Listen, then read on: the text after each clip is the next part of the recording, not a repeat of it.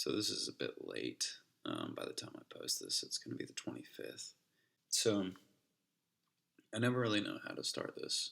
I don't talk about it a lot. I don't mention it because there's not really an easy way about going about it. One of my prior videos, I don't know if y'all saw, but I kind of looked at this as a way to journal. So my dad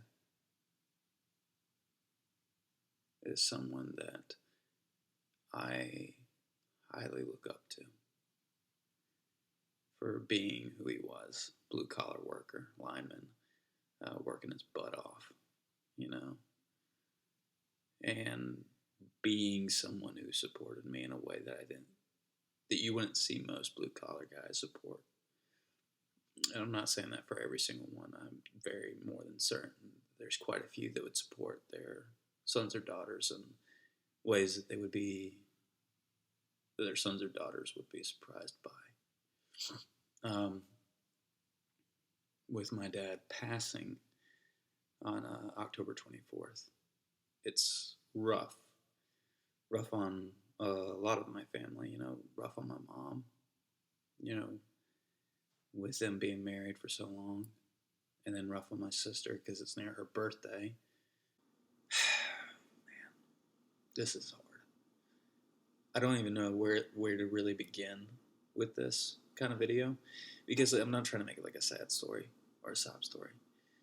It's more just a memory of who my dad was and some stories I kind of wanted to share. I might just share one, I might share more than one. With everything going on right now, I wish that he was here to give that fatherly advice. And it always helps to hear your dad be like, "Oh, I'm so proud of you." Whoever you are.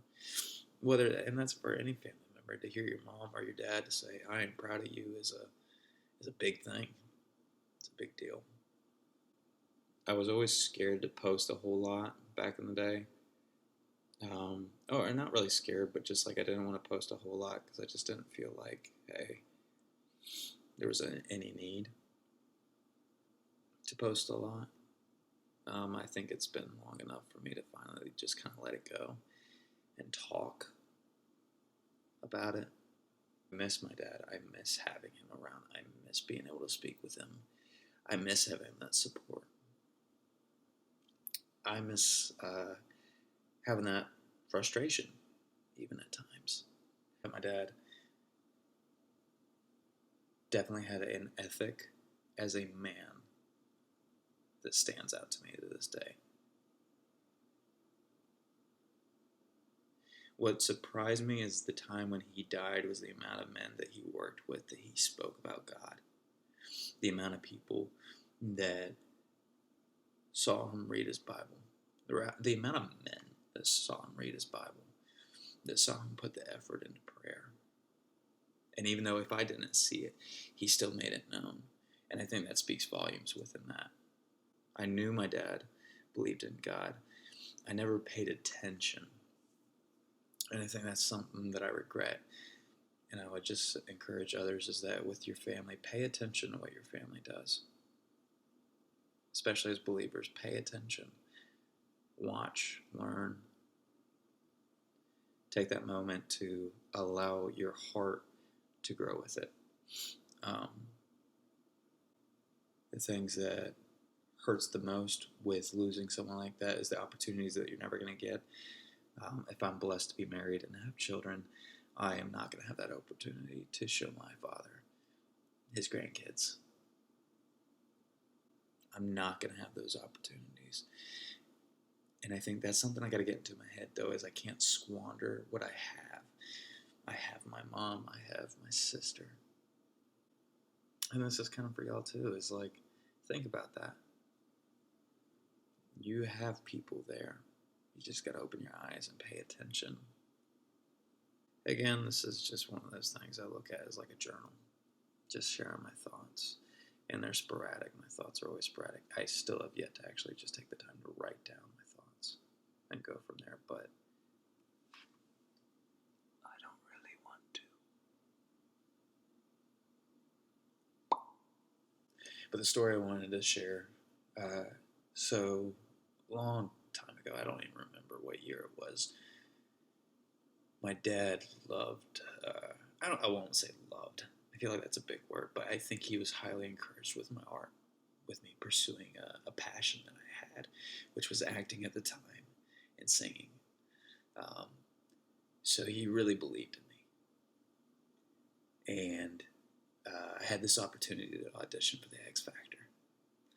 So I remember waking up early in the morning, and we were going to head to Raleigh.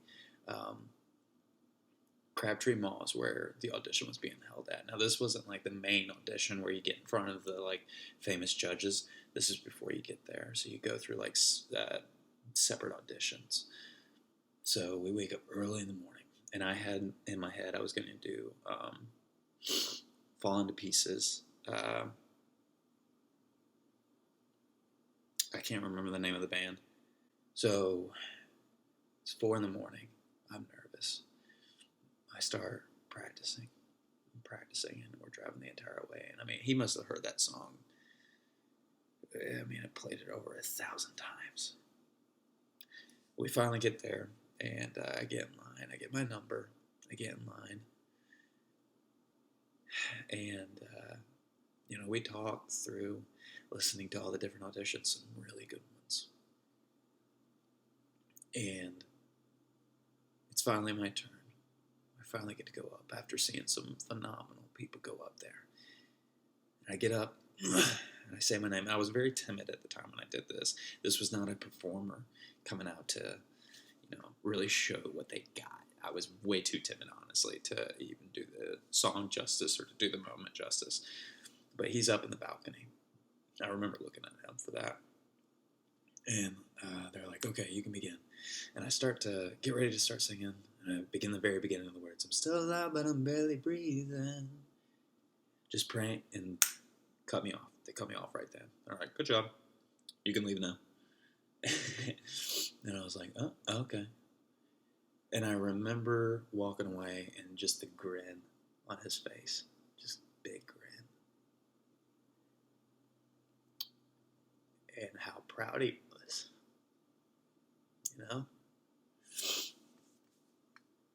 And how proud he was of me in general. It was a good memory. Yeah, there was a lot of moments when I graduated basic training and he pinned on that blue cord. How proud he was of me doing my time, of enlisting and joining, even though he didn't really agree with it. Him and my mom both came to a conclusion, George, it's not a good idea for you to enlist. Because at the time I was very just artsy. I think I still have a bit of it inside of me, but my focus wasn't all there. I still had a lot of growth and maturity to come across. So they were like, no, you shouldn't do it. But I did it, went in, and just how proud he was and how mom talked about, they got on the road. Just like when I was auditioning for the X Factor, they got on the road. They got on the road and they drove, It's good to have memories of those that you cherish. I would encourage that for others. Think about those memories.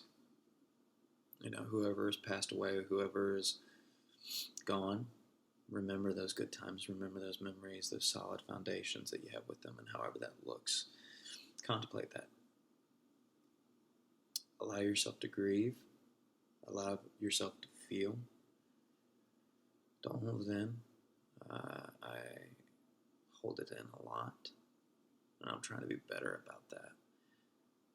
Trying to be better about that in all situations, circumstances.